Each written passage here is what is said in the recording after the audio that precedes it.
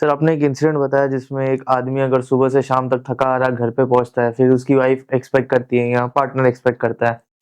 Sir इसकी वजह से काफ़ी लोग जो ऑनलाइन आप देख रहे हो, शीलाजीत हो गए, टाइगर या कुछ लायन ऐसे कुछ अलग-अलग चीज़ें ट्राई कर रहे हो और इनफैक्ट चलो 35 के बाद तो छोड़ो, मैं काफ़ी देख रहा हूँ कि 25, 30 के एज के भी लड़के ये चीज़ें लेने का ट्राई कर रहे हैं टू परफॉर्म। इसमें आप क्या बोलोगे इसके बारे में? ये ऑनलाइन चीज़ें do you think it's effective? What is it? एक जमाना था जब डॉक्टर के पास जाते थे और डॉक्टर साहब जो बोलते थे वही मानते थे। आज क्या है, हर कोई गूगल डॉक्टर बना हुआ है, हर कोई ऑनलाइन डॉक्टर बना हुआ है। और आजकल की एडवर्टाइजमेंट्स, आजकल की शोकेसिंग ऐसी है कि रात को बहुत बार टीवी चैनल्स में आता है कि हमने ये लिया तो हमारा रीढ़ का हड्डी ठीक हो गया, हमारे ये ठीक हो गए, हमारी इरेक्शन अच्छी हो गई। तो लोग आजकल ये सब खोजते हैं, ये शॉर्टकट है। कोई भी बीमारी की ट्रीटमेंट सीधा दवाई नहीं है या ऑपरेशन नहीं है। पहले उसकी डायग्नोसिस है, उसकी स्टेजिंग है, उसकी ग्रेडिंग है। फॉर एग्जाम्पल इरेक्टाइल डिस्फंक्शन में बोलूं, कोकिलाबेन धीरूभाई अंबानी अस्पताल में पिछले 17 साल से, मेरा 26वां साल है यूरोलॉजी एंड्रोलॉजी में। एक तरफ कुछ ऐसे आते हैं जिनको अभी शादी हुई है, बहुत एंग्जाइटी है।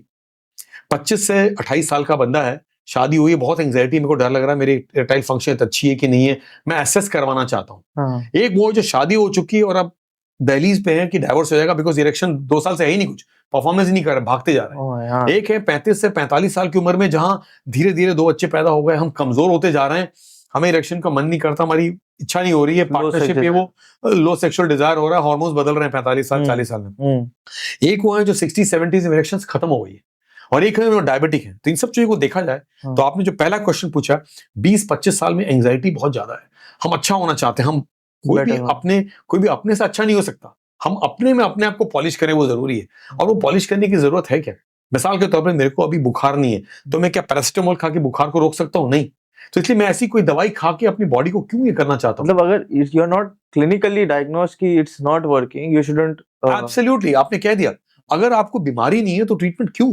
ये जो भी हम मुंह में डाले जा रहे हैं, ये बॉडी को मेटाबोलाइज करके बॉडी से निकालना है। क्या आपको लगता है ये बॉडी के लिए पॉइजन नहीं है क्या? आपके घर में अगर कूड़ा कचरा भर दूं, वो कूड़ा निकालेंगे कैसे आप? सो ये बॉडी एक तरह की एफिशिएंट कंप्यूटर है। उस ऊपर वाले को सलाम करें कि एक छोटे से सीड से, जाइगोट से जब जन्म हुआ, तब से आप एक छोटे से बच्चे से होकर के वही कपड़े को बदलते नए नए अवतार में आज आप मैच्योर हो चुके हैं। तो इस बॉडी को वो सलाम दीजिए कि ये सबसे efficient computer ever made is by God.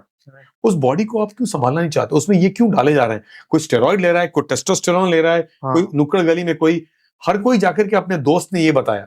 अरे आपके दोस्त से ज्यादा आपके डॉक्टर आपके क्लिनिक में हैं। तो आपको लगता है इन डॉक्टरों के पास जाना चालू कर देना चाहिए अगर एंजाइटी भी हो रही है तो? एंजाइटी की ट्रीटमेंट है।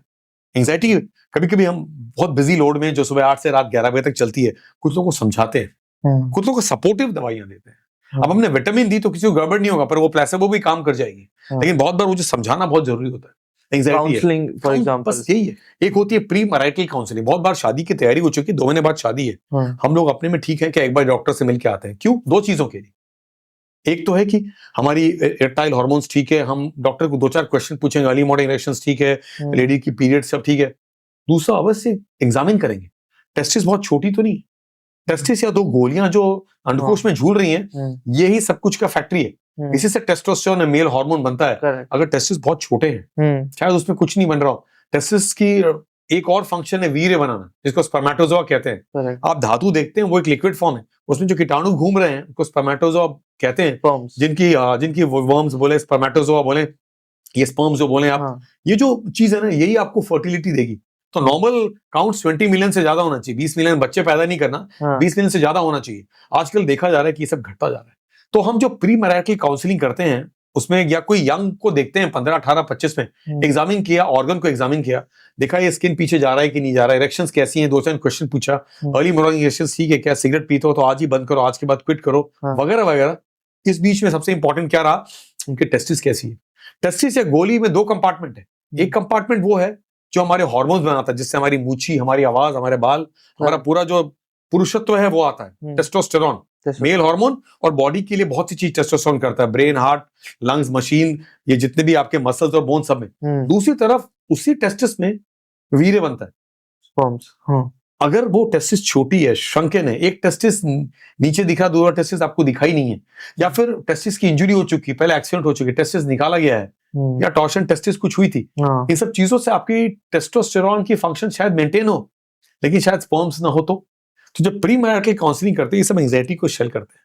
तो यंग आदमी जो 20, 25, 30 का है, वो काउंटर पे जाकर के वायग्रा खरीद करके न खा ले, उससे एक 4 दिन की चांदनी फिर अंधेरी रात ना हो जाए। तो बहुत ये जरूरी, हमें एंड्रोलॉजिस्ट के पास जाना चाहिए, अवश्य जाना प्री चाहिए। मेडिकल आपकी एंजाइटी के लिए, हाँ आपकी परफॉर्मेंस स्टेटस के लिए, आपकी इनकेपेबिलिटी के लिए, हाँ इन सब चीजों के लिए। आपकी एंजाइटी है, मिसाल के तौर पे बहुत बेसिक, हम जब छोटे थे, पेरेंट्स के साथ थे, उस समय हमारी पेनिस छोटी सी थी, पेनिस ग्रो होना शुरू हुई 12-15 साल में, फिर आपकी मदर फादर आपके ऑर्गन को देख नहीं सकते, आप इंडिपेंडेंट हो गए, और उसके बाद ऑर्गन से पता चला इरेक्शन होती है, तो आप सेक्सुअली परफॉर्म करना शुरू किया, आपने मैस्टरबेट किए कि अरे आपको पता है कि आपका पेनिस का ऑर्गन बढ़ता जा रहा है हार्मोन्स टेस्टोस्टेरोन के साथ, आपका आउटर स्किन जो है वो रैपर नहीं बढ़ रहा, तो इससे क्या होता है, वो चमड़ा टाइट होता जाता है। आप कुछ बता रहे थे मुझे इसके बारे में, बिल्कुल, सर्कमसिजन के बारे में। फाइमोसिस वो होता है जिसमें ये जो पेनिस का टिप का जो चमड़ा है वो टाइट है, और टाइट होता ही जा रहा है। जैसे एग्जांपल, हमारे एक चॉकलेट में एक रैपर था, आज चॉकलेट 5 हो गए, रैपर वही है, रैपर की साइज थोड़ी तनाव में है, तो ऐसे उम्र बढ़ती है, स्किन भी बढ़ती है, पर बहुत लोगों में स्किन पीछे नहीं आ सकता। स्किन पीछे ना जाना अपने में बहुत तरह की मेंटल टेंशन है उसको, वो पुरुष को जो सर्कमसाइज नहीं है, जिसकी सुन्नत नहीं हुई है। एक रिलीजन है जिसमें सफाई बहुत ज्यादा है, बिकॉज चमड़े को हटा दिया गया है जन्म के समय, है ना। दूसरी जो रिलीजन है जिसमें चमड़े को नहीं हटाया जाता है रिलीजियसली, उनमें सफाई नहीं होती है। जब तक आपने मुंह नहीं खोला, ब्रश कैसे करेंगे? जब आप चमड़े को पीछे नहीं किया, अंदर सफाई कैसे करें? तो आपका क्या मतलब, सर्कमसिजन होना ही चाहिए सबका? नहीं, मैंने ये नहीं, ऐसे नहीं। मैंने कहा कि जिसका चमड़ा पीछे नहीं जा रहा है, जिसकी इरेक्शन में चमड़ा पीछे नहीं जा रहा है, और वो 20, 25, 30 साल का है, और जिसके अंदर कचरा और गंदगी जम रहा और सफाई नहीं हो पा रही, उनकी सर्कमसिजन ना हो तो सफाई कैसे होगी? सर्कमसिजन ना हो तो इरेक्शन कैसे होगी? और ऐसे लोग जब पहली बार परफॉर्म करते हैं तो वहां एक आर्टरी होती है, वो रप्चर हो जाती है, रात को 12 बजे आते हैं, बहुत खून निकला वगैरह वगैरह, स्टिच करते रहो, फिर 2 दिन बाद सर्कमसिजन। तो आज आपके मन से ये बताना जरूरी है कि हमें ऑर्गन के बारे में खास नहीं पता, वो इंटरनेट और यूट्यूब और पोर्नोग्राफी को देख के पता नहीं चल सकता। आपको अपनी ऑर्गन की एंजाइटी है, तो अपने शहरों में अपने एंड्रोलॉजिस्ट को क्यों नहीं मिलते हैं?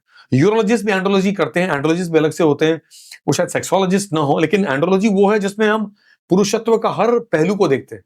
हम लोग kidney, ureter, bladder, prostate, urinary bladder और सारे गुप्तांग सेक्सुअल ऑर्गन्स पुरुषों को और स्त्रियों का देखते हैं। तो एक बहुत ही कंपोजिट सब्जेक्ट है यूरोलॉजी, जिसमें एक तरफ यूरिनरी सिस्टम, एक तरफ सेक्सुअल सिस्टम। इसे कहा जाता है जेनेटो यूरिनरी मेडिसिन या जेनेटो यूरिनरी सर्जरी। तो जेनाइटल एंड यूरिनरी दोनों सब्जेक्ट को देखा जाता है। तो बेसिकली मैं जेनेटो यूरिनरी डॉक्टर हूँ या जेनेटो यूरिनरी सर्जन हूँ, जो सब्जेक्ट अब नाम हट चुका है, तो यूरोलॉजी और एंड्रोलॉजी कहते हैं। ओके।